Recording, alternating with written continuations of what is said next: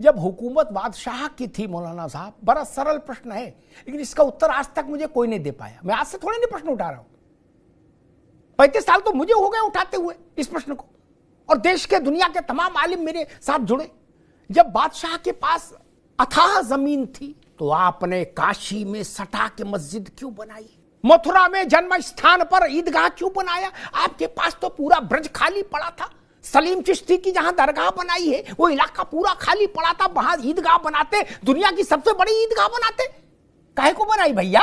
सटा सटा के क्यों बनाई? सटा सटा के। इस बात का उत्तर हमको आज तक किसी ने नहीं दिया।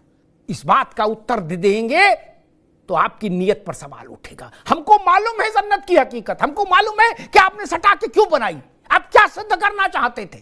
आप भारत के माथे पर लात रखकर खड़े होना चाहते थे, आप भारत की छाती पर लात रख के खड़ा होना चाहते। कोई विद्वान मुझे बता दे कि विश्वेश्वर महादेव के आंगन में आपने वो छोटी सी मस्जिद क्यों बनाई? पूरा काशी खाली नहीं था क्या? और जहां आपने मस्जिद बनाई वहां मुस्लिम आबादी भी नहीं है, घनत्व तो नहीं है।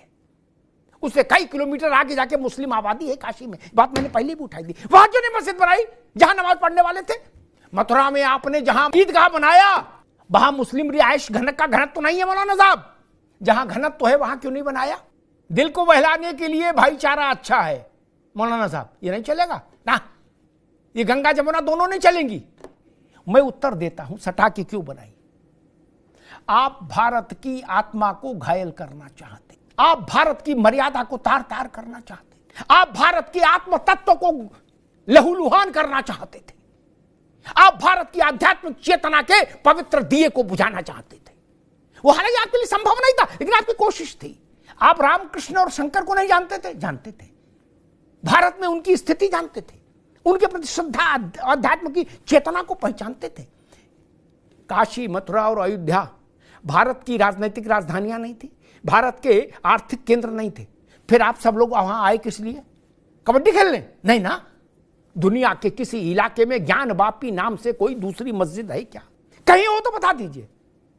और जिसको आपने फब्बारा का, मैंने मौलाना साहब से एक बार कहा था कि आपने अपने वजू घर में जिसको इस दुनिया का सनातन धर्मी विश्वेश्वर महादेव का श्री विग्रह मानता है, वहां आप कुल्ला करते रहे, वजू अपना मेल धोते रहे।